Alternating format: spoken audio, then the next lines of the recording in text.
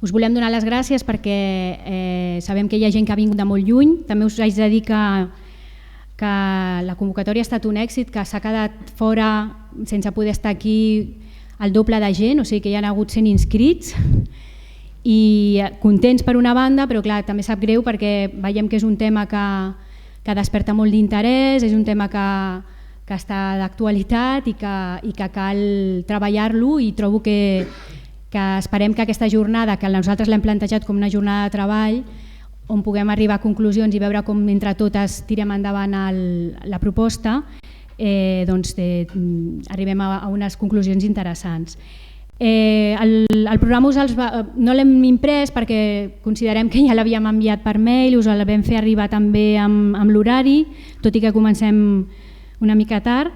L'hem plantejat primer, us ho recordo una mica, com hi hauria una introducció que la farà el Carles Soler sobre el desglossament del preu del menjador del curs 2015-2016.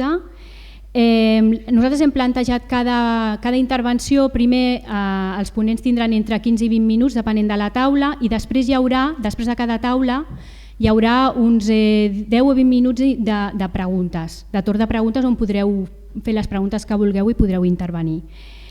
Però també hem deixat un espai més de debat on puguem, tot el que s'hagi quedat potser pendent d'aquestes intervencions, cap al final del matí, per poder debatre més a fons qualsevol tema que veiem que s'hagi quedat potser pendent. També vull donar les gràcies al Tecnocampus, a l'Ajuntament de Mataró, que ens ha cedit l'espai, vull dir que gràcies a ells ho podem fer, i l'Agència Catalana de Cooperació, perquè és la que ens ha donat uns dinerons per poder finançar l'acte. Merci.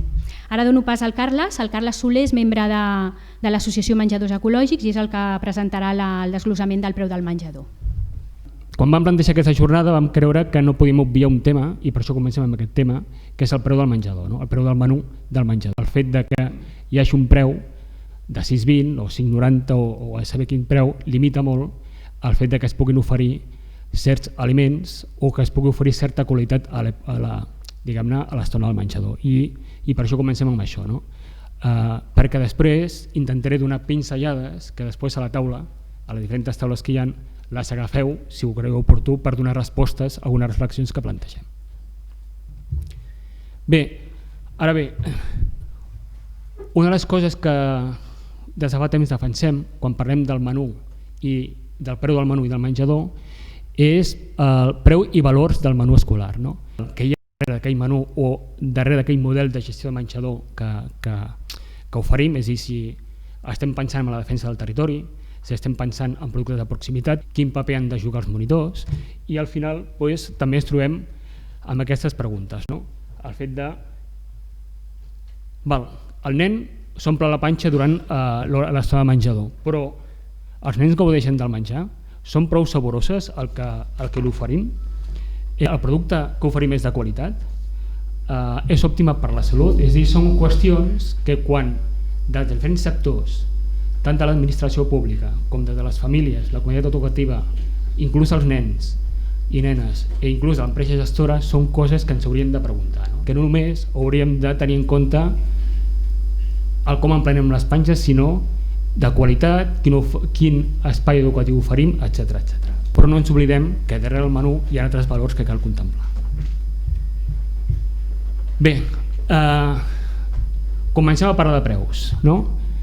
El preu oficial de la Generalitat, que és un preu que arrosseguem des de l'any 2005, és de 6,20 com a màxim, IVA inclòs. Llavors, moltes vegades, suposo que la majoria de vosaltres ja controlarà com es desglossa aquest preu, però moltes vegades hi ha un desconeixement de què s'incorpora amb aquest 6,20. Moltes famílies, molts pares, mares, creuen que aquest 6,20 està destinat tot a l'alimentari, sinó que hi ha tot un desglossament. Hi ha el cost alimentari, el cost d'estructura i manteniment de la cuina, el cost d'estructura i manteniment de les inversions que pugui fer el menjador de l'empresa gestora, i el cost de personal de cuina, que les cuineres, els cuiners que estan també tenen un sou, i també el personal de monitoratge i de lleure que està a l'hora de menjador. I també, evidentment, darrere de tot això hi ha una empresa que ha de fer, però que ha de viure d'aquest negoci, i per tant també s'ha de contemplar aquest cost o de benefici d'empresa. I després l'IVA, sí? Que és un tema complex, que només tractar aquest tema de l'IVA, en què si el treuen o no el treuen, i que dintre aquest preu de menú hi ha activitats exempts d'IVA, hi ha activitats que tenen IVA, doncs això a vegades complica molt el calcul d'aquest preu, no? Sobretot per veure si ha tingut en compte el desglossament aquest, o és un 620 que es va fixar en un moment donat i no s'està fent un seguiment. I després volia també dir, com a referència, un article que va sortir a finals d'octubre a La Vanguardia, que deia, per exemple, a nivell d'aliments, que preparar una amanida avui és un 17,5% més car que fa un any. Clar, de fa un any, si contemplem la pujada de l'IPC, la pujada del cost alimentari, la pujada dels salaris, etc., des del 2005 fins ara, clar, i hem mantingut aquest preu, una pregunta que ens podríem fer és com es gestiona això dintre de cada empresa que gestiona el menjador escolar. Dit això, aquí us passo un exemple de com algunes empreses gestionen aquest 620, aquest 590, com ho estan gestionant amb les seves empreses per donar un aliment adequat i una atenció adequada en el moment de menjador. I veureu, això és uns càlculs que he fet, que he demanat a certes empreses gestores segons l'aliment que ofereixen i com estan fent equilibris amb aquest preu de menú escolar. Llavors veureu que hi ha una varietat de preus i començaré i sobretot que aquest preu pot dependre molt respecte a si s'ofereixen aliments ecològics, si s'ofereixen aliments de proximitat i també respecte a la qualitat del monitoratge. Llavors ens podem trobar en la columna 1 un menú convencional típic que en un cert moment es va calcular, on d'aquests 6,20 només un poc més de 80 cèntims es dedica al cost alimentari. A la gestió d'empresa, aquí a gestió d'empresa sumem el que és l'estructura i també el benefici que pot tenir aquesta empresa d'1,31 i cost de personal 3,50 més l'IVA. En canvi, el que veiem és que a mesura que les empreses gestores fan esforços a considerar i aplicar criteris de proximitat i ecològic, veiem que el cost alimentari augmenta. Des d'una gestora que està apostant per anar introduint de manera progressiva un 30% d'ecològic i un 80% de proximitat, veiem que aquests 80 cèntims passen a 1,13, i també és una empresa que li està donant importància o té bastant, destina bastant diners el que és el cost de personal. Després tenim un tercer cas on fa una aposta de quasi bé el 100% està fent l'aposta ecològic i també està fent una aposta de proximitat. Veiem de nou que el preu augmenta, és a dir, ja no estem parlant de 80 cèntims sinó de 1,55. La gestió d'empresa disminueix una mica respecte a la primera empresa i de cost de personal es manté dintre els 3,13 euros més l'IVA. De l'IVA ho deixem a part perquè això cada empresa ho gestiona de la manera que pot. I després ens trobem amb una altra empresa que és la que ha acordat amb les escoles a passar una mica del 6,20 a 6,51, però veieu que gasta de cost alimentari 1,80. Llavors, això és per donar un exemple. Ara jo dubtava de si donar el detall de tot l'escandall del menú que hi ha a cada escola d'aquests 4 casos, però com que és una cosa molt complexa, llavors cada escola és un món, perquè hi ha moltes variables, per això ho he deixat així, sobretot perquè tinguem en compte que hi ha unes variables que cal tenir molt en compte a l'hora de fixar aquests preus. Primer, el nombre de menús diaris no és el mateix una escola de 50 nens que una escola de 400 nens, és a dir, al final una escola que només té 40 nens és molt difícil ajustar els preus i estan patint molt, i en canvi una escola que té 500 menús diaris, diguem-ne que pot jugar més amb els preus. I també depèn molt de la quantitat de proteïna animal o vegetal o la quantitat de verdures que tu posis en el menú cada dia o cada setmana. És a dir, per tant, hi ha una variació al respecte. Evidentment, si estàs posant proteïna animal cada dia, encara que hi ha més ecològic, encareix molt el que és el menú, però si jugues amb disminuir la proteïna animal i substituir-ho per la proteïna vegetal, i tot i sent ecològic pots disminuir i baixar una mica el preu de cost alimentari. Però l'altre també, el que us deia, és la dimensió de les empreses. No és el mateix una empresa gestora que només gestiona una escola de 6 nens i només fa això.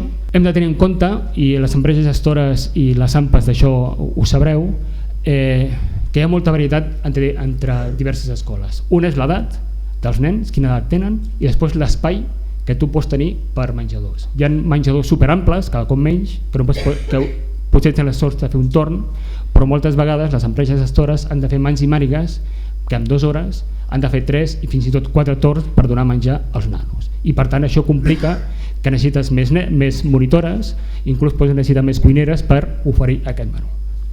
I l'altre, també hem de tenir en compte la situació laboral del personal. Darrere del menjador hi ha cuineres, hi ha monitores, hi ha gent coordinadora de tot el que és la gestió del menjador i per tant tot això s'ha de suportar.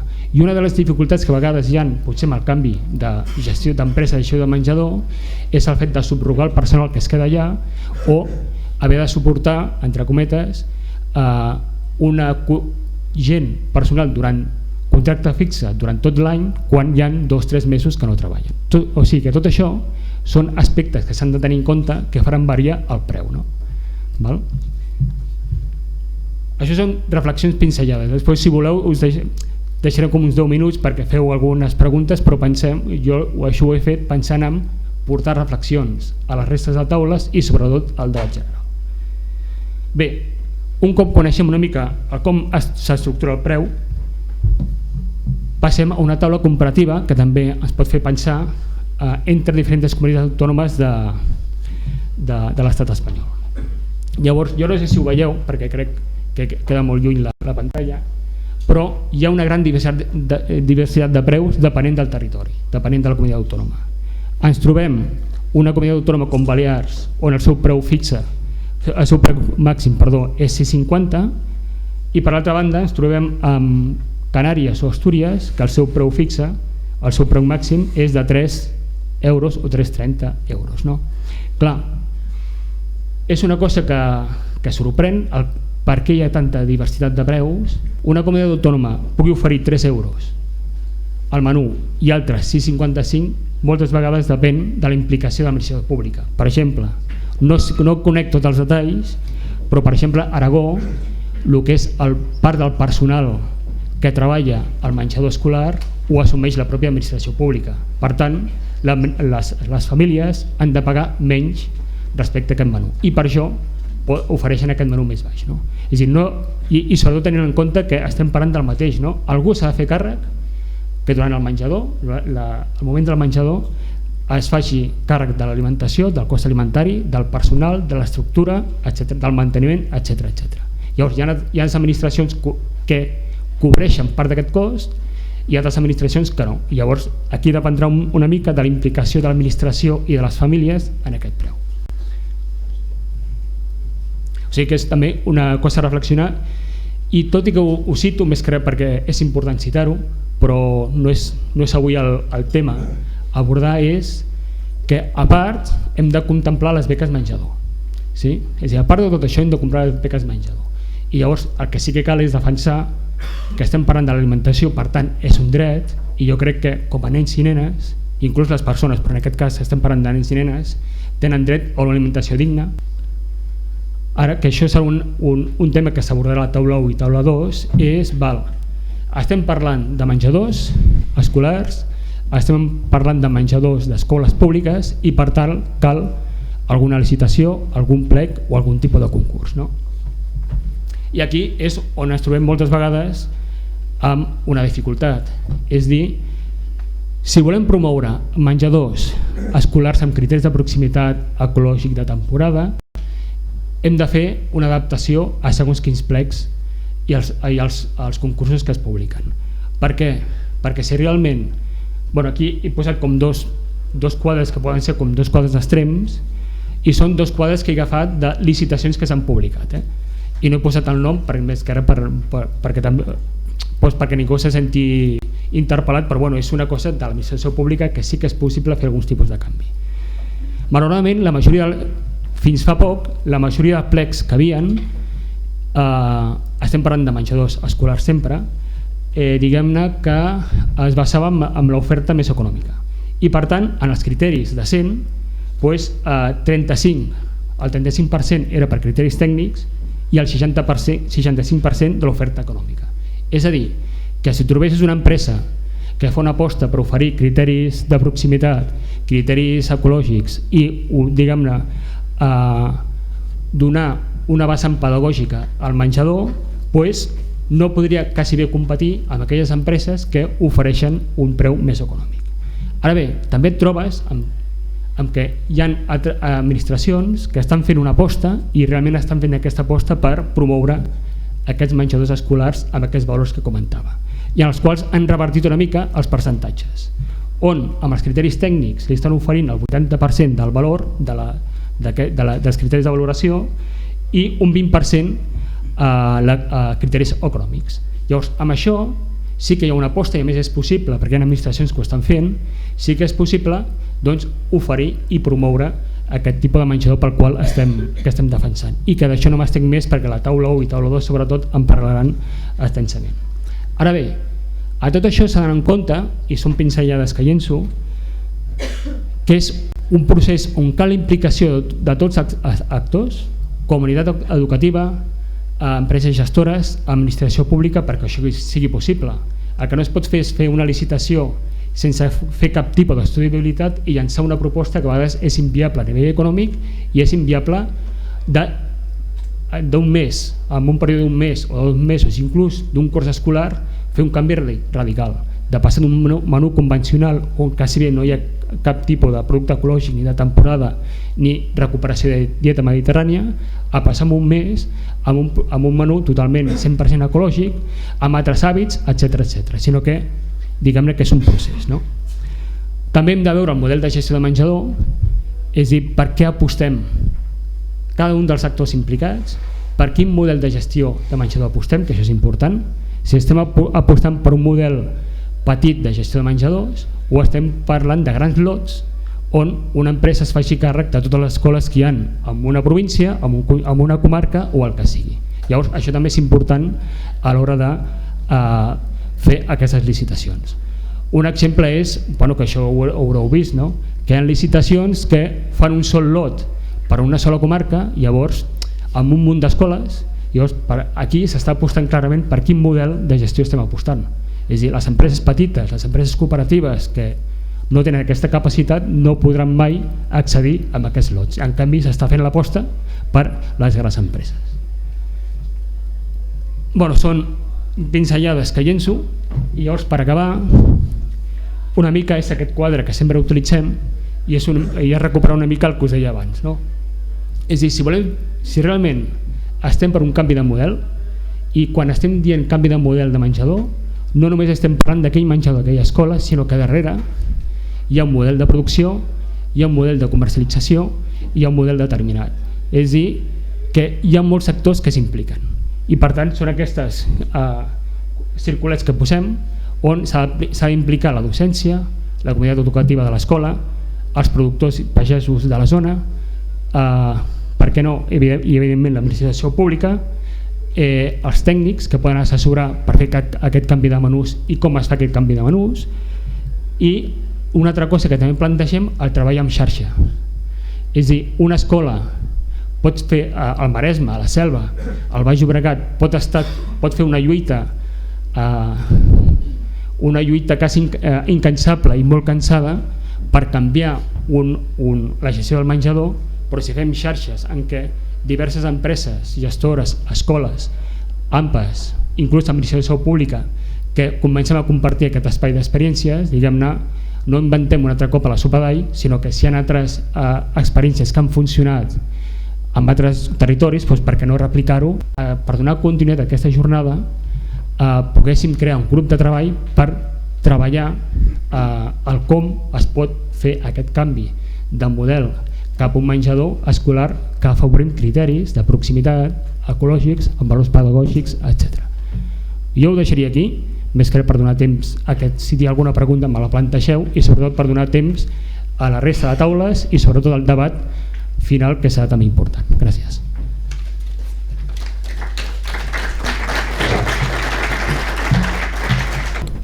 Doncs moltes gràcies a tothom per venir avui. Jo intentaré explicar una miqueta, tenim com un quart d'hora em sembla, no?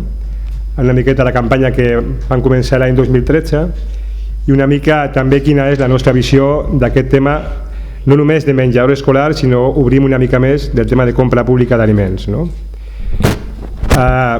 Mireu, nosaltres som una organització que treballem, ja ho sabeu una miqueta, en temes de cooperació internacional i en temes alimentaris i agrícoles i una mica des de la nostra experiència a la reflexió o l'anàlisi que van tenir l'any 2012 quan van començar a pensar en aquest tipus de campanya i de problemàtica que és la compra pública local d'aliments, van veure una mica què estava passant, no? Què estava dient per un costat la FAO i què estava passant en alguns països on el tema de la compra pública d'aliments havia sigut un revulsiu molt important per el tema de l'agricultura local, la pagesia, però també havia millorat molt els índexs, per exemple, de nutrició escolar i dels nens, no? Per exemple, a Brasil van fer un programa molt potent, a Equador també i altres països, no?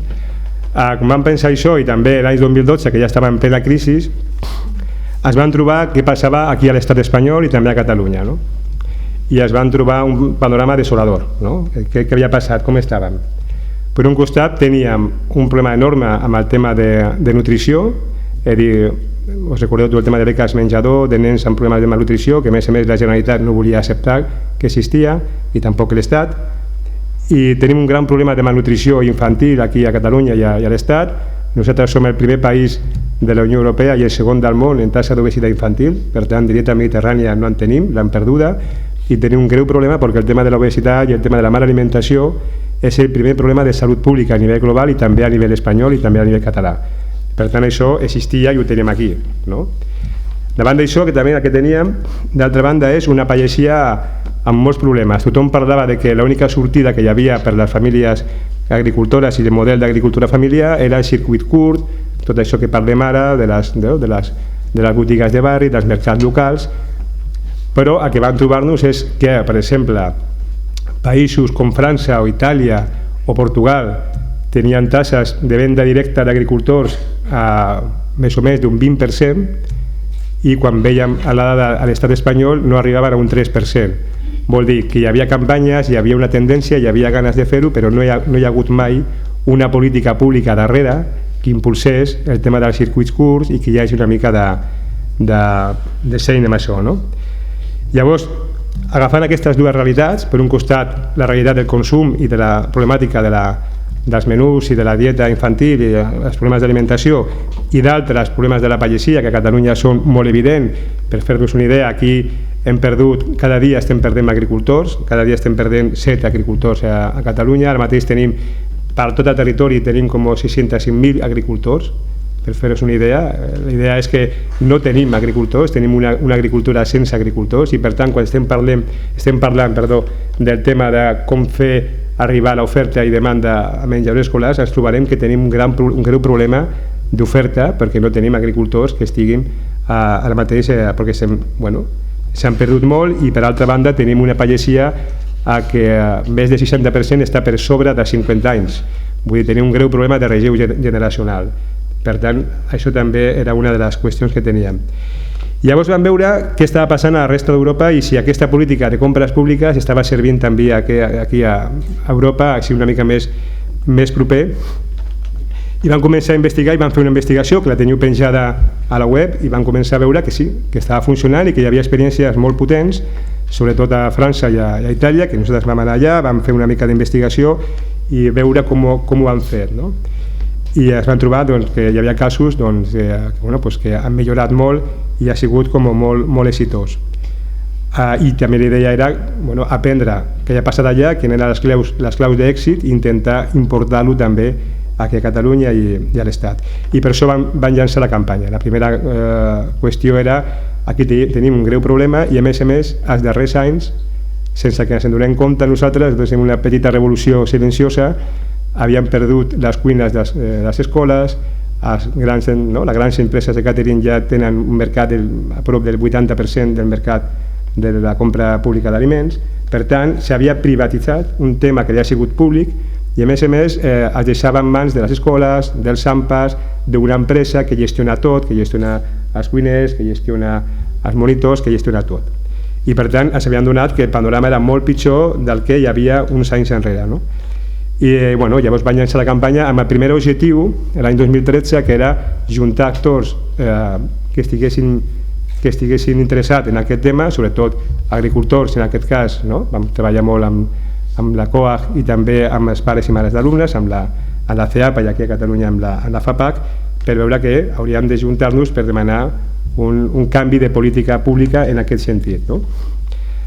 I això ho vam fer, i també l'objectiu número 1 és veure i fer un anàlisi i obrir un debat social sobre el tema de la compra pública com una gran oportunitat perduda i també de futur, i com això altres països ho estan fent i aquí no ho estem fent, i per què aquí no ho fem, no? I fonamentalment el que ens trobava és que aquí no ho fem perquè el tema de la compra pública és un gran negoci. Nosaltres parlem que hi ha com 3.000 milions d'euros cada any en temes de compra pública d'aliments a l'Estat, i que està en mans de 4 o 5 empreses, i que a més tenen greus problemes en temes de competència. Per exemple, a Euskadi, ja ho sabeu que fa com l'any passat van tenir una denúncia del Tribunal de Competència, no? De les empreses pacten els preus, tenen escàndols cada dia, no? 2x3 d'escàndols alimentaris.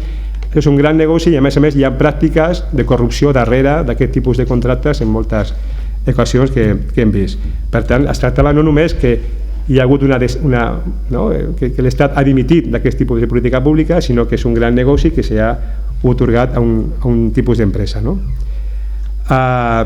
Llavors vam veure que dins de l'esquema aquest que vam estudiar a França, a Itàlia i altres països, el primer punt més important és no es tracta només de temes de plecs o contractes o menjadors, que això seria el final de la cadena.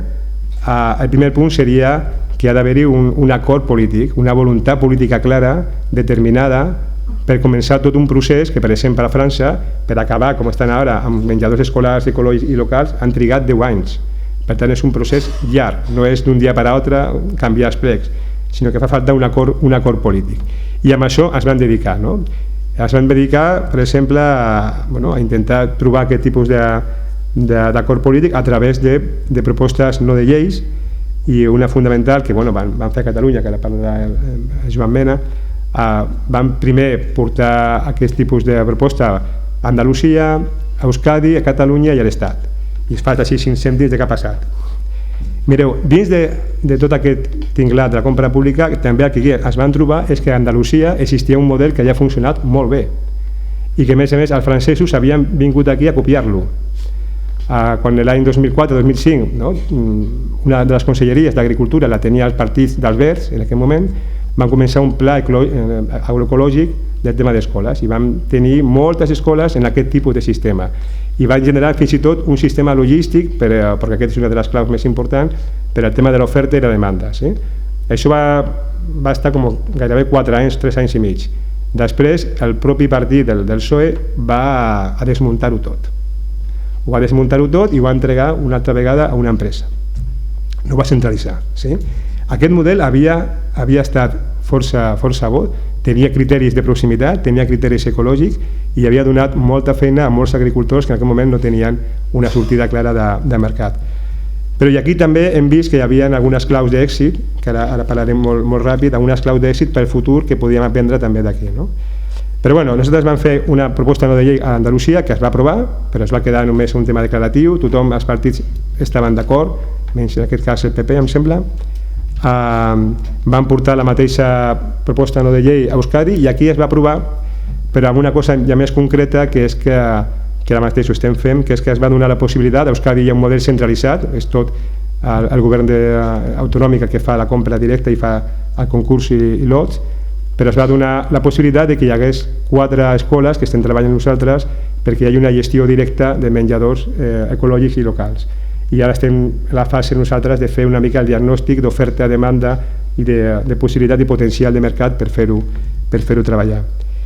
I després vam arribar a Catalunya, i a Catalunya sí que vam presentar una altra proposta, no tan dirigida a les escoles, sinó a la compra pública d'aliments que fa directament la Generalitat, i això es va aprovar amb unanimitat, ho van treballar amb el partit de Joan, a Iniciativa, i altres partits van parlar amb ells, i va ser complicat perquè la gent entengués una mica de què anava això, però al final es va aprovar i es va dir que en un termini d'un any la Generalitat tenia que presentar un pla concret, perquè hi hauria com una mena de taula intersectorial de diferents departaments d'agricultura, educació, sanitat i demés, per fer una mica ja com un plec i una proposta ja més concreta, però que fins ara no en tenim, ni nosaltres també no sabem molt, igual el Joan sabrà molt més, s'explicarà, però nosaltres ha sigut una mica complicat, no? I per últim van arribar i van portar una proposta no de llei a Congrés dels Diputats, no? I allà es van una mica van dedicar a parlar amb tothom, amb tots els partits, i més o menys tothom ho veia clar, però vam arribar al moment de la votació i en aquest cas el PP va votar en contra, amb l'excusa, amb l'argument de que això que fem, que la parlarem, és impossible fer-ho a aquests criteris locals i de proximitat i tal i qual, amb les directives europees, amb la llei de competència europea, no? Perquè és el lliure mercat.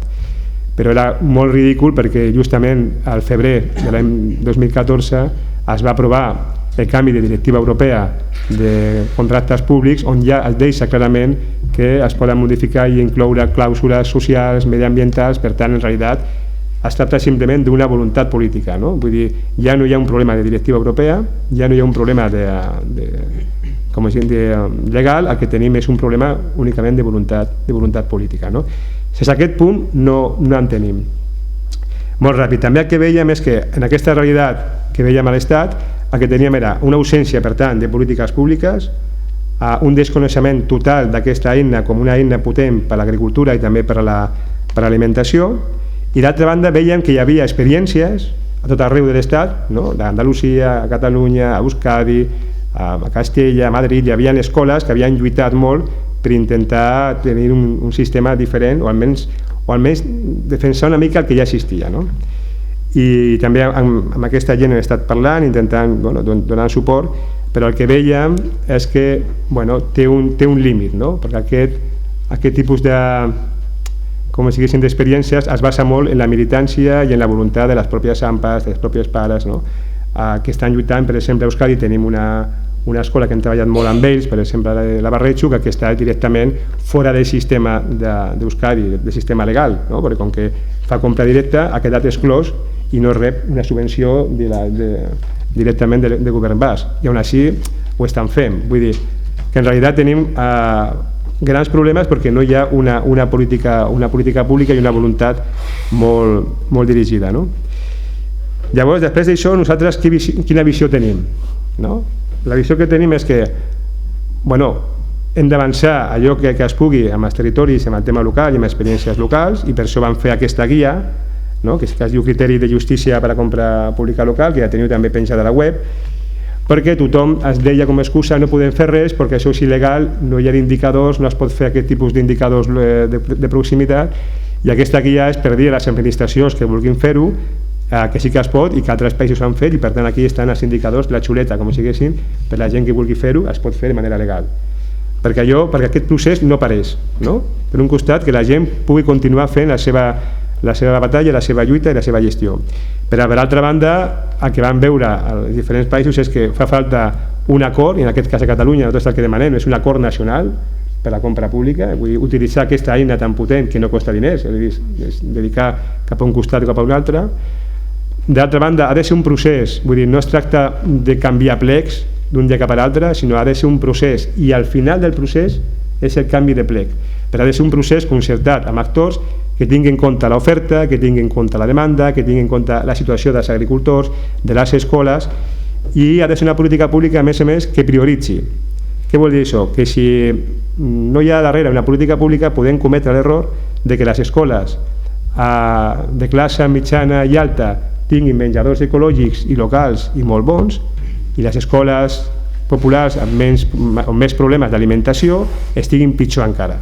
Per tant, ha de ser una política de la Generalitat que tingui en compte i prioritzi primer les escoles en barris on la situació d'alimentació i de renda sigui pitjor, perquè és una política pública que té que tenir al centre el tema del dret a l'alimentació. I aquí tenim problemes de beques de menjadors i és un greu problema, però a més és que tenim que hi ha escoles que estan bé, hi ha barris bons, hi ha ciutats de renda alta on tenen menjadors escolars ecològics i les rentes baixes no en tenen. I això és justament promoure, intensificar el model de bretxa social o bretxa alimentària que tenim entre... Per tant, això només que es pot corregir des de la Generalitat. No? L'altra qüestió és que darrere hi ha d'haver una inversió i una política pública. Què vol dir? Quan estem parlant, i abans Carles parlava de preus, el tema que això ho han resolt a França, per exemple, i a Itàlia, a Emilia-Romagna, i a aquest tipus de ciutats, és que darrere d'això hi ha d'haver-hi un sistema logístic. Vull dir, no podem pensar que un agricultor pot arribar a donar suport a 40 escoles. Vull dir, darrere hi ha un sistema logístic i que el que hem vist en diferents experiències és que aquest sistema logístic d'emmagatzenatge, de hub, o com vulguem dir-ho, per intentar agrupar l'oferta i la demanda de diferents territoris i agricultors, ha de ser públic, ha de tenir una inversió pública. No pot ser que la gent hi hagi una inversió tan gran que sigui impossible. Per tant, darrere també hi ha d'haver-hi una inversió pública. Però sobretot ha de ser un procés participatiu en tot el sector. Nosaltres ens queixem que la Generalitat ha fet aquest primer intent, però no hi ha transparència, no sabem res, la gent no ha participat, és un tema supertècnic, i nosaltres el que diem aquí és això no és un tema tècnic, és un tema polític i de concertació amb actors. Vull dir, no es tracta de canviar plecs de manera tècnica i que un funcionari vagi canviant plecs o vagi canviant menús. I aquí també és una altra qüestió que jo volia parlar i quasi deixar-ho aquí, que és el tema del menús. És dir, dins de les nostres experiències de França, d'Andalusia i demás, vam veure un tema que és superimportant. Qui ha de definir el menú escolar? Ara mateix definen escoles, definen les empreses, com puguin. En aquest cas, a Andalusia hi ha una experiència molt bona, que nosaltres també estem defensant, que és que el menú escolar es va fer entre el Departament d'Agricultura i Salut Pública, i a més en inspeccions. Per tant, no es deixa que cadascú faci un menú, perquè darrere del menú està tot el tema alimentari, tot el tema d'implicació de dieta i de salut, però darrere d'això està tot el tema d'oferta i demanda de productes. Per tant, si no dominem des d'una visió pública que estigui promovent el tema tant de l'agricultura com de la salut, el tema dels menús, ens trobarem que estarem donant tota la cobertura a grans empreses i majoristes. Per tant, aquest punt és clau de que el Departament de Salut Pública es faci càrrec, com es va fer a Andalusia, del tema del menú. I l'altra qüestió també important, que abans s'ha parlat una mica, és el tema dels lots, el tema de la gestió. Nosaltres aquí hi ha diferents tipus de gestió. Hi ha una gestió centralitzada que es pot fer des de la Generalitat, des dels consells.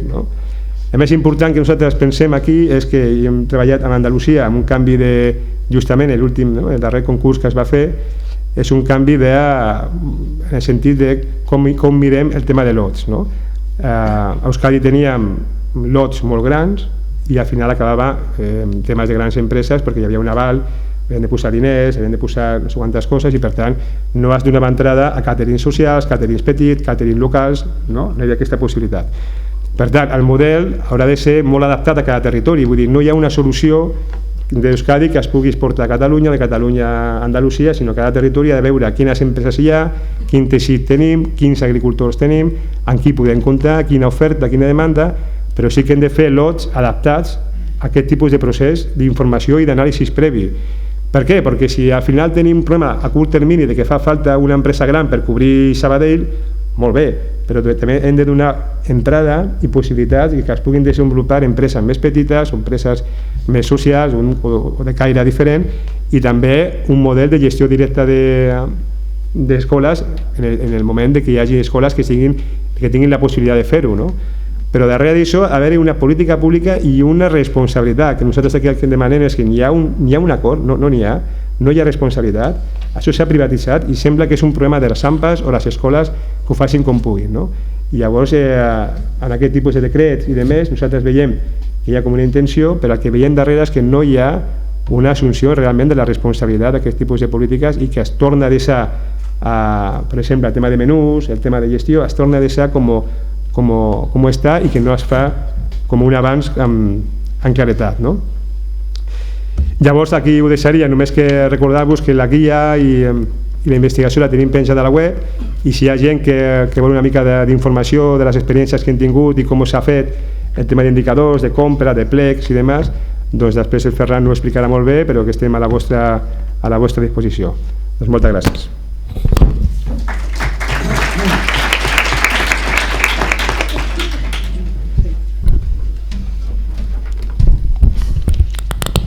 Bon dia primer de tot a tots i a totes.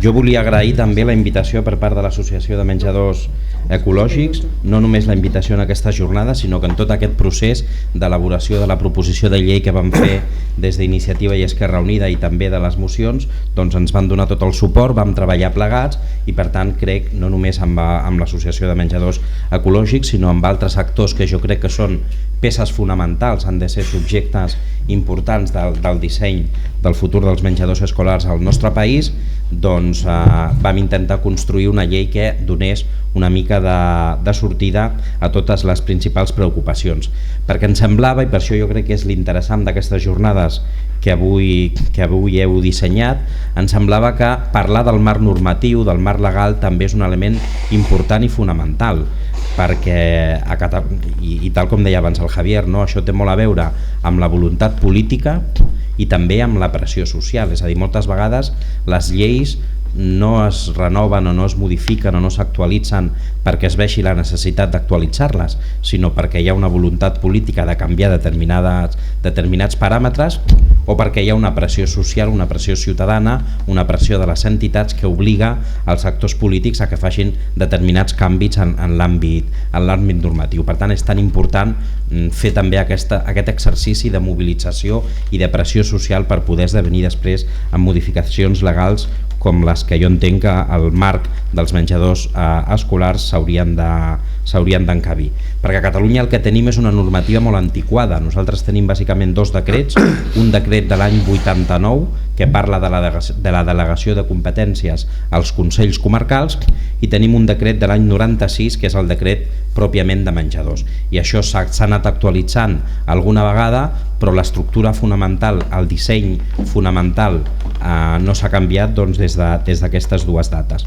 Nosaltres, des del grup d'Iniciativa i Esquerra Unida, va haver-hi bàsicament tres condicionants, tres situacions, tres motivacions que ens van fer arribar a la conclusió i a la determinació que el que calia era una llei de menjadors escolars a Catalunya.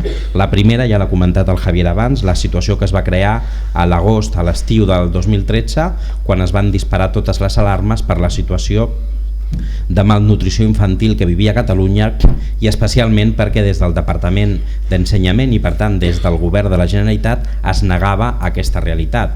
No sé si recordeu, va haver-hi un informe del síndic de Greuges que parlava de 50.000 nens i nenes en situació de subnutrició a Catalunya. Això va ser negat per activa i per passiva al Parlament de Catalunya. Des dels grups de l'oposició vam instar a fer determinades mocions, determinades resolucions, fins i tot es va forçar que finalment es va dur a terme un ple monogràfic sobre la situació de pobresa a Catalunya i un dels elements, una de les mocions que es va aprovar en el ple de pobresa va ser precisament fer alguns canvis en les beques menjador, perquè és important parlar de les beques, però no tot el que té a veure amb menjadors escolars té a veure només amb les beques, és una part important. I per nosaltres enteníem que les nostres escoles, especialment la nostra escola pública, havia de ser també un element de correcció de les desigualtats, i el que passava en el nostre país, aquests 50.000 nens i nenes en situació de subnutrició, demostrava com Catalunya s'havia convertit en el segon país d'Europa,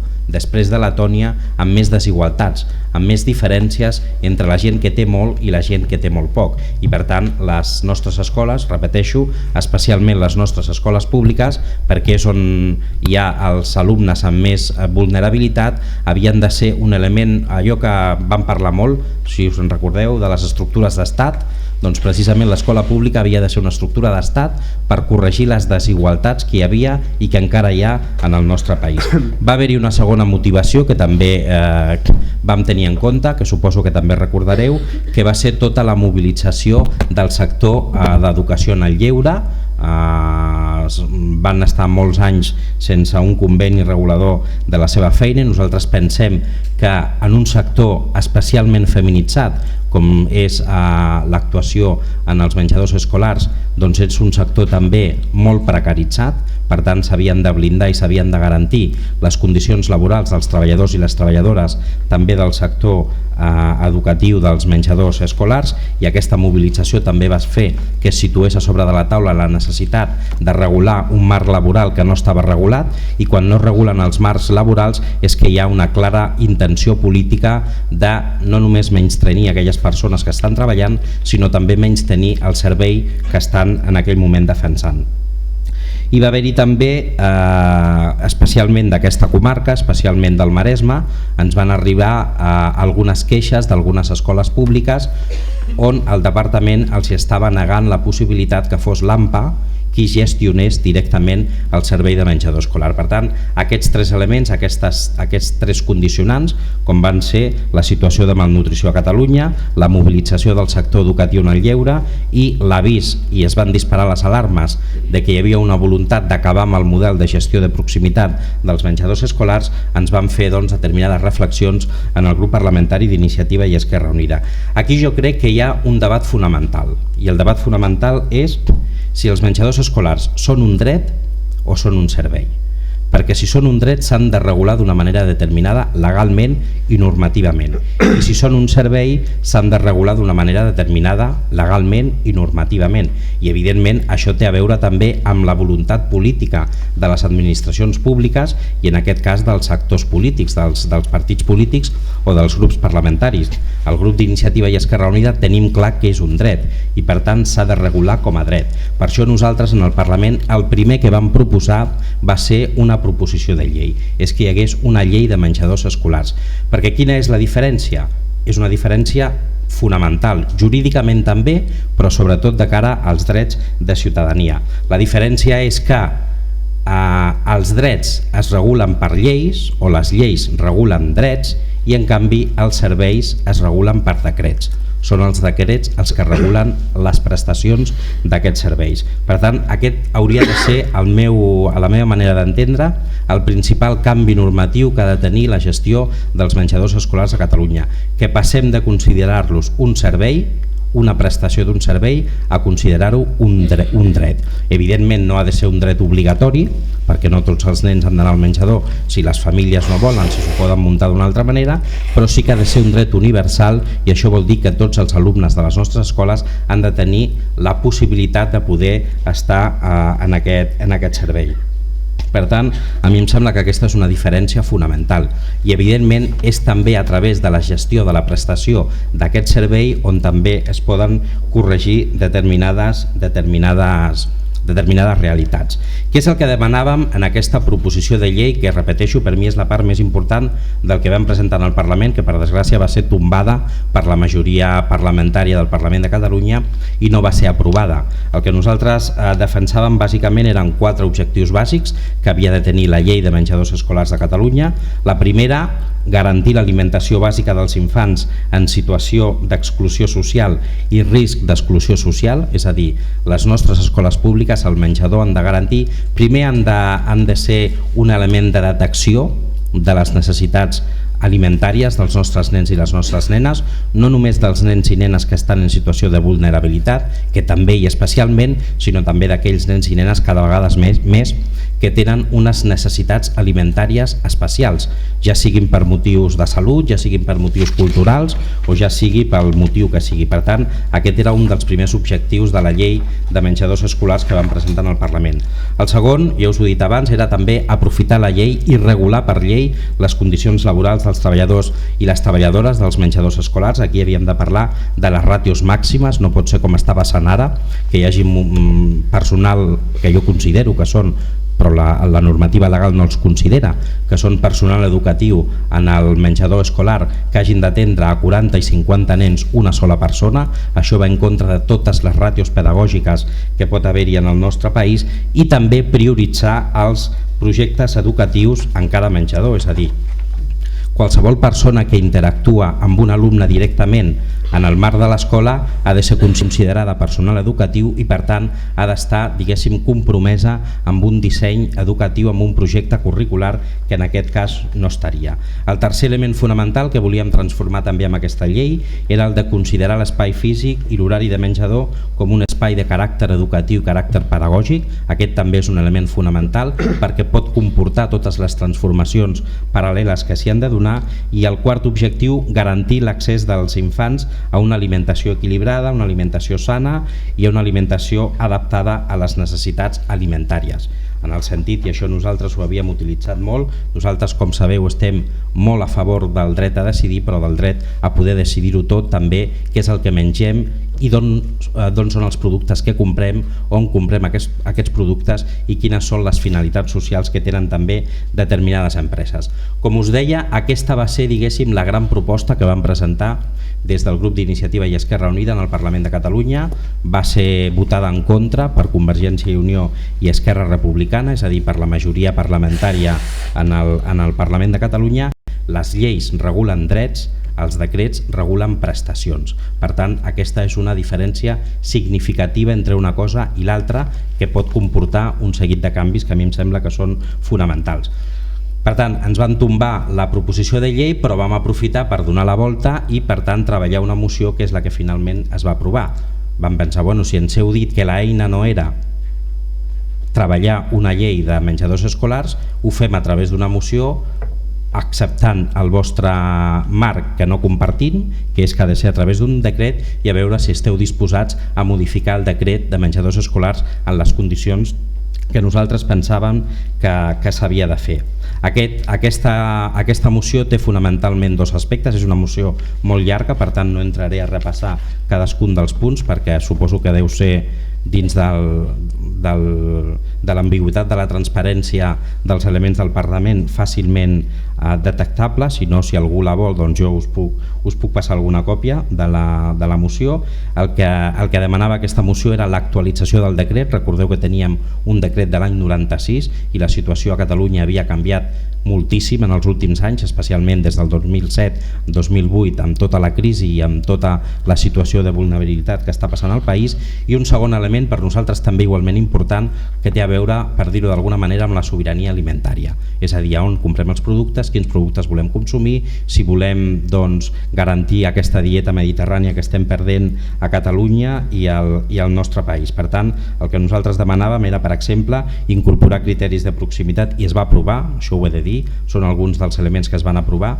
Es van aprovar amb un limbo legal que tenim a Catalunya, que és que em sembla que va ser 2 plens abans de la dissolució del Parlament per la convocatòria de les eleccions del 27 de setembre. Per tant, en la situació que estem ara és que és impossible fer una fiscalització de com s'està desplegant aquesta moció, perquè quan el Parlament es dissol fins que no es constitueix el nou govern, doncs els grups parlamentaris no tenim la capacitat de poder fiscalitzar. Només podem fer preguntes, però no podem fer iniciatives parlamentàries per poder fiscalitzar si el que s'està fent té a veure amb el que es va aprovar en el seu moment. Però bé, demanàvem incorporar criteris de proximitat, de temporada, de producció pròpia, en el cas de les matèries primeres, afavorir la recuperació de la dieta mediterrània i la incorporació diària de verdura i hortalisses fresques en el menú, que es tinguin en compte l'origen dels productes alimentaris, no tan sols des d'una perspectiva física, és a dir, no només d'on venen, sinó també una perspectiva social, valorar la presència de proteïnes vegetals a partir de la incorporació dels llegums i cereals, no incloure, aquest tema ens semblava que era molt important, no incloure en els plecs de licitació criteris excloents, com s'estaven incorporant, com podien ser el volum de negoci o podia ser els menús servits, etc. És a dir, aquestes eren una mica les propostes que havíem aprovat. Darrere d'això també crec que hi ha dos debats importants. Un el situava el Carles al començament, que era el preu. Nosaltres a la llei no vam voler parlar de cap preu perquè ens sembla que és un element important, però que ha de ser fruit d'un consens. Per tant, no ha de ser un grup parlamentari qui digui quin és el preu que han de tenir els menús a Catalunya, sinó que ha de ser fruit d'una concertació entre tots els sectors que saben i que poden opinar sobre la realitat d'aquests fets. Jo personalment, i si voleu saber quina és la meva opinió personal, no sóc partidari d'incrementar el preu perquè això genera exclusió a determinades famílies, especialment en aquelles famílies amb més vulnerabilitat, i del que soc partidari és de més implicació per part de les administracions públiques. És a dir, la gran diferència de preus que abans es mostrava, dels 3 euros d'Extremadura als 6,20 de Catalunya, és la implicació que fa l'administració pública, per dir-ho d'una forma el més transparent possible, de la subvenció que fa l'administració pública als menjadors escolars. I aquesta és una de les batalles que jo crec que hem de lliurar en el futur, perquè jo crec que a ningú se'ls escapa que no podem exigir a les famílies que paguin més pel servei de menjador. El que sí que podem exigir a les administracions, a totes, especialment a la que té competències en el marc educatiu i de serveis socials, com és la Generalitat de Catalunya, que s'impliquin i subvencionin de forma directa, que és el que està passant. I les subvencions es poden donar de diferents maneres, hi ha diferents models. Hi ha alguns models que es subvenciona, per exemple, el preu final, i per tant hi ha una reducció en el preu final dels menjadors escolars. Hi ha altres administracions autonòmiques, altres comunitats autònomes que han optat per la fórmula per subvencionar la part de cost del personal educatiu, dels treballadors. Per tant, aquesta part se li ha de retreure el preu final del menjador perquè l'assumeix l'administració. Hi ha d'altres comunitats autònomes que subvencionen directament la part del manteniment dels menjadors escolars a les escoles, i per tant també és una part que es retreu del preu final del menjador. Però en definitiva el que hem d'optar és veure quina és la fórmula, la millor fórmula, perquè des de l'administració pública es puguin assumir aquests costos i hi hagi per tant aquesta implicació. I aquest és un element per nosaltres també important. I us explico també, perquè també va molt lligada a la moció que vam presentar sobre la compra pública. Nosaltres partíem també de la base que les diferents administracions públiques, especialment els governs autonòmics, però també els ajuntaments i les institucions supramunicipals, com poden ser els consells comarcals o les diferents diputacions, són el principal client que es fa de les compres també alimentàries, ja siguin en el sector educatiu, en el sector sanitari, en diferents sectors que tenen a veure i que fan aquestes implicacions en les compres alimentàries. Per tant, el poder, la capacitat de poder modificar el mercat alimentari del que disposen les diferents administracions, si s'utilitzés bé, és un poder, és una capacitat molt important, és molt gran, tenint en compte quins són els seus processos de compra pública i quines són les licitacions d'aquest tipus de subministraments. Per tant, la compra pública alimentària és una de les millors eines per poder impulsar canvis fins i tot en la realitat socioeconòmica.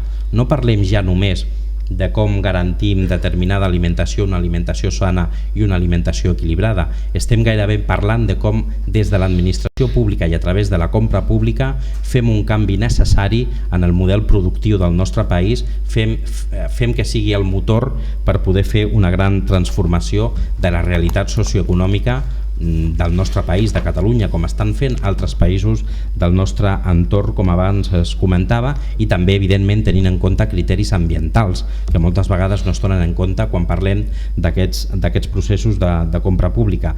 I això és cert que hi ha determinades directives, com deia el Javier, que ens posen pegues, però també hi ha algunes que ens marquen una mica quin és el camí, no? Aquí tenim, per exemple, totes les recomanacions i les declaracions del llibre verd de la compra pública de la Unió Europea, que no s'està complint a Catalunya, que no s'està complint a la resta de comunitats de l'Estat, que no s'està complint per part del govern central i que segurament hauríem de començar per exigir que es complís allò que s'està determinant des de la Unió Europea.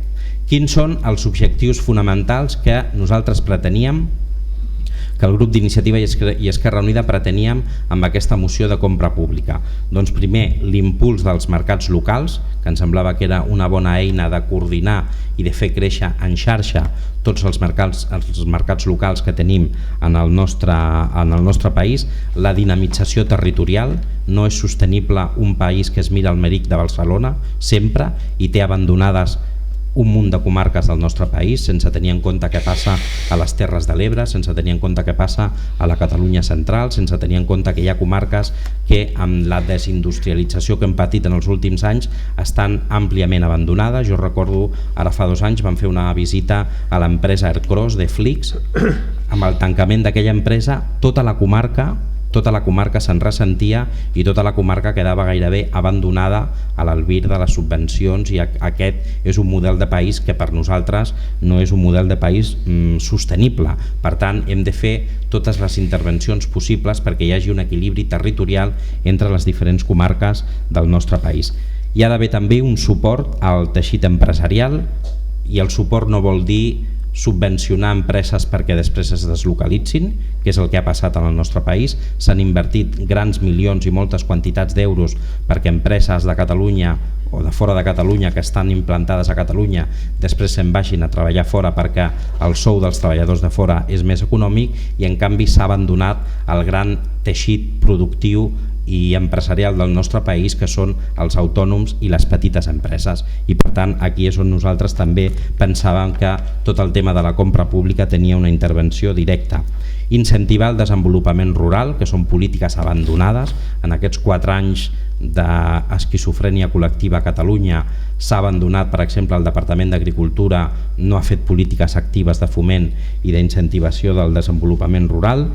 Hem de veure com també fem viables les explotacions familiars agràries, que són una part important del teixit agrari del nostre país, i aquí, tal com també deia el Javier, tenim alguns exemples.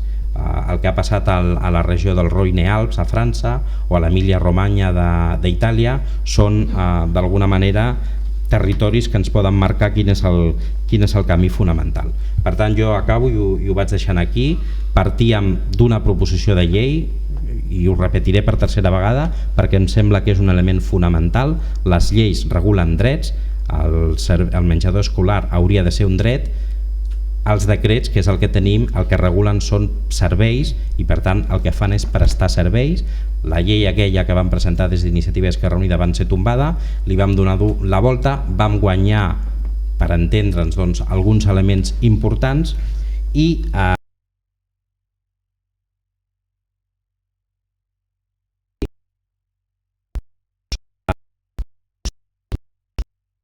saber en quines condicions està per la pròpia burocràcia interna del Departament d'Ensenyament.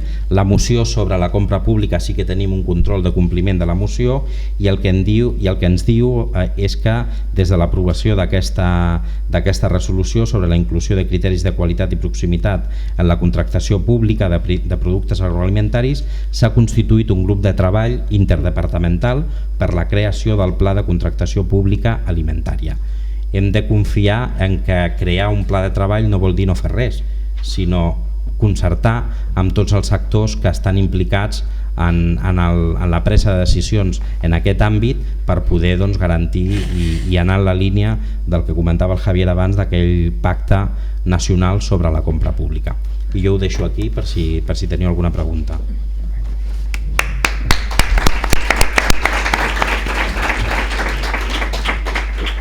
Si se sent aquest micròfon, però sí. Començo per allà, que és la primera mà que he vist aixecada, després vinc aquí primera fila. Potser haurem de passar aquest micròfon, o si alces una mica la veu potser et sentim tots. No, doncs espera't.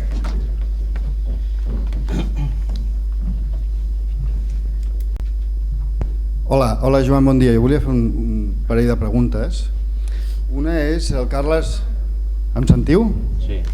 Una és, el Carles deia que no sabia quins eren els criteris perquè es fixava el 620 per part de l'administració, i jo la pregunta faria, pot ser que el criteri sigui la dotació pressupostària que es fa per les beques, o si n'hi ha algun altre, perquè això és un tema que sempre sospitem que va per aquí. I relacionat amb això, tu deies, jo no soc partidari de tocar el preu de 620, en tot cas de subvencionar-lo, però això al final el que faria és que les empreses en lloc de cobrar 6,20 cobraríem 6,50, però tindríem un preu fixe. Per què és necessari fixar un preu? Jo no m'imagino que algú fixi el preu del quilowatt hora el 2005 i el mantingui durant 10 anys fixe. No sé què podria passar, no? I per què no el preu del menjador sí? Quan treballem a les escoles, moltes escoles públiques volen fer el seu projecte diferencial i volen diferenciar-se, i en aquest projecte inclouen el menjador, i potser volen fer més aposta pel menjador, més inversió o menys, i en canvi sempre hi ha aquesta intenció d'homogenitzar i fixar el preu tots igual. Ja està, gràcies. Sí, endavant. A veure, el criteri que tu deies de quins són els criteris per establir el preu del menjador, que ve del 2005, doncs nosaltres ho hem preguntat per activa i per passiva i encara no ho sabem, i la resposta que ens donava la consellera d'Ensenyament era que era un preu que ella va heredar en el seu moment, que és cert, perquè es va establir en el 2005 i que ningú no s'ha atrevit a tocar-ho perquè sabem que això pot suposar obrir un meló de difícil gestió. I en quant al que jo parlava del preu públic, jo no he dit que no sigui partidari d'incrementar el preu, dic que no sóc partidari que les famílies acabin pagant més, que és una diferència important. És a dir, si aconseguim que hi hagi més implicació des de les administracions, ja sigui subvencionant directament el preu final del menjador, ja sigui assumint els costos de personal, perquè si són personal educatiu, l'administració pública també podria assumir quins són els costos d'aquests treballadors i treballadores, o ja sigui a través d'assumir, com fan altres comunitats, el que són les despeses de manteniment de les cuines i de tota la infraestructura dels menjadors. Per tant, del que jo no sóc partidari, i hauríem de buscar fórmules, i repeteixo, no crec que hagin de ser fórmules imposades ni des d'un grup parlamentari, per suposat, ni tampoc des del govern, sinó que han de ser fórmules concertades amb tots els sectors que participen en els menjadors escolars. Del que no sóc partidari és d'incrementar el preu a les famílies, sinó que sigui l'administració qui s'impliqui i qui faci una inversió per un element que a mi em sembla fonamental, com és garantir no ja l'alimentació d'alguns nens i nenes, que també, sinó una alimentació sana i equilibrada pel conjunt de nens que han de tenir accés a aquest dret. Bé, Mireia Medina, del Departament d'Agricultura, subdirectora d'Indústries i Qualitat Agroalimentària. Jo he comentat moltes coses interessants que tindrem temps, suposo, al final a la taula rodona de poder debatre.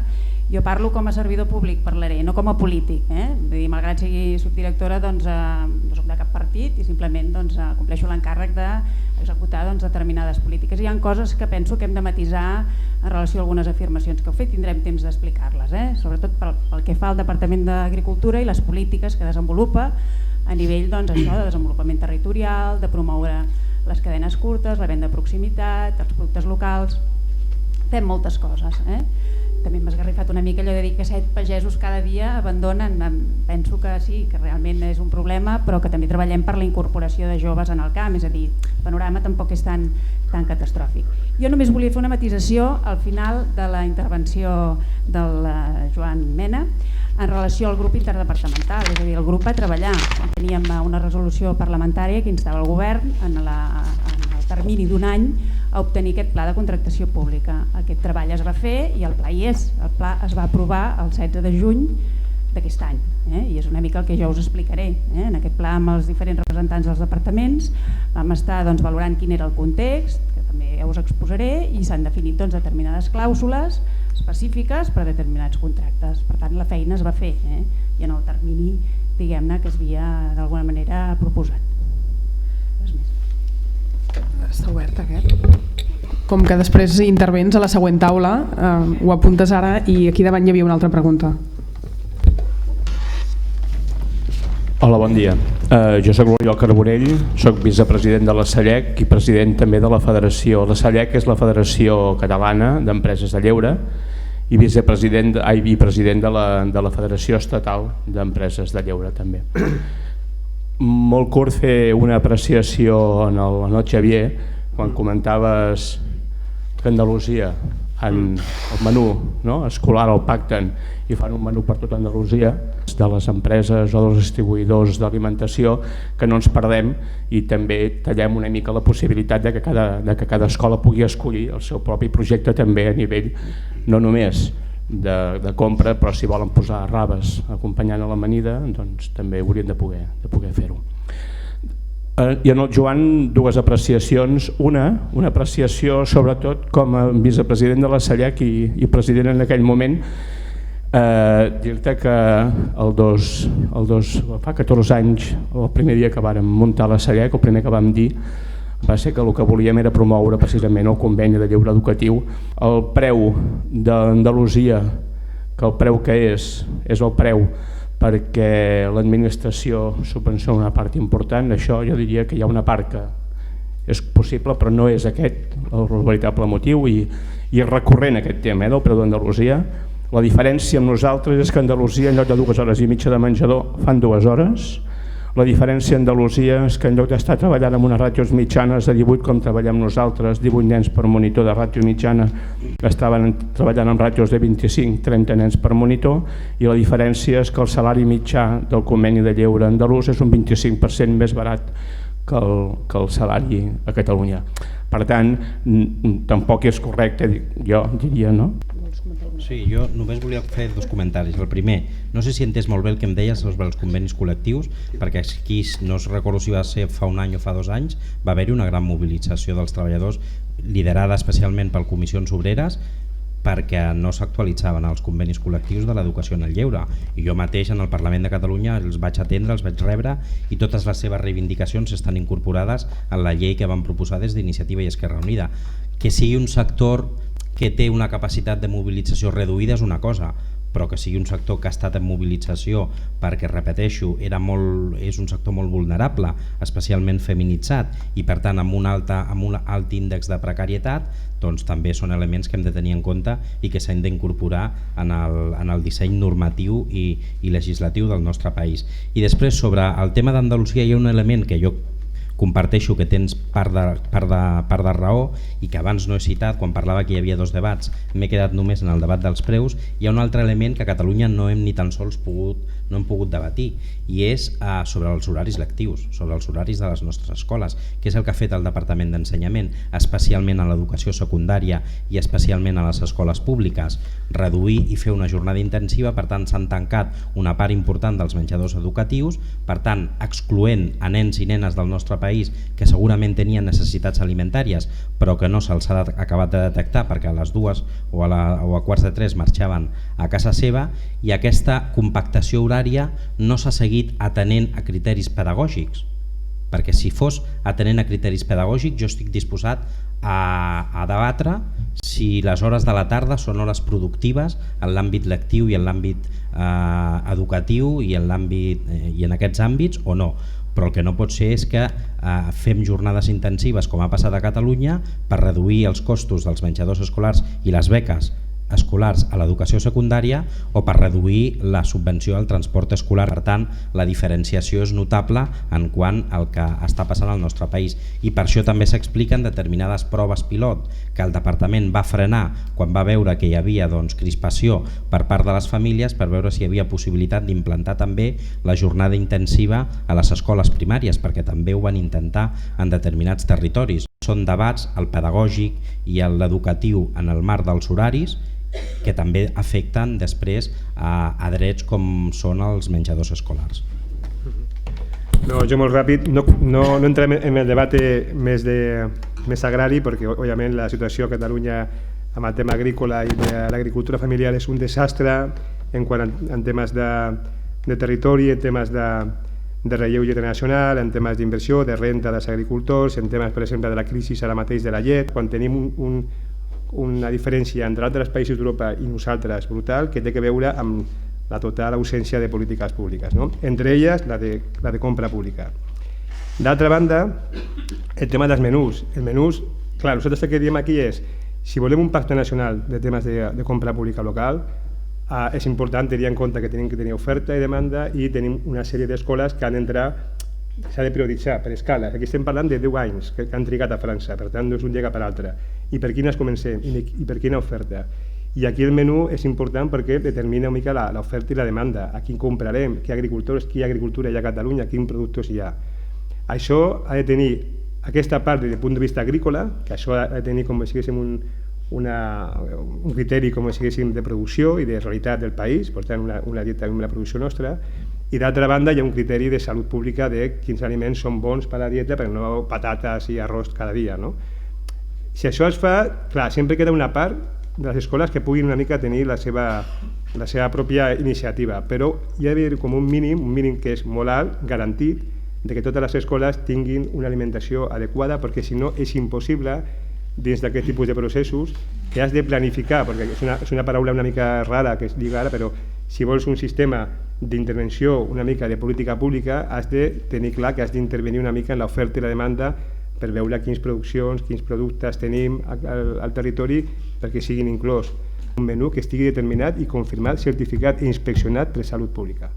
Això ho tinc claríssim. Ara, que hi hagi una part que després dins de l'AMPA podem fer, d'acord, però el que no pot ser és que ara mateix ho estan fent, la realitat és que ho estan fent les empreses i jo no sé les inspeccions, aquí estem als Consells Comarcals i Ajuntaments, jo no sé quantes inspeccions estem fent dels productes que diuen que són ecològics, si tenim les salvaran, si no les tenim, si ho fan, si no ho fan, què estan fent. Jo crec que no tenim una estructura mateix d'inspecció que estigui donant suport o que estigui donant seguiment al que està passant. Per tant, ja m'agradaria discutir de quan és la part lliure que deixem per una mica del projecte educatiu, però és que ara mateix estem en un zero patatero. Bé, fem una pausa de 15 minuts pel cafè, perquè si no tindrem temps, i en 15 minuts exactes, ara són i 10, doncs i 25 en punt estem tots asseguts i continuem amb la següent taula.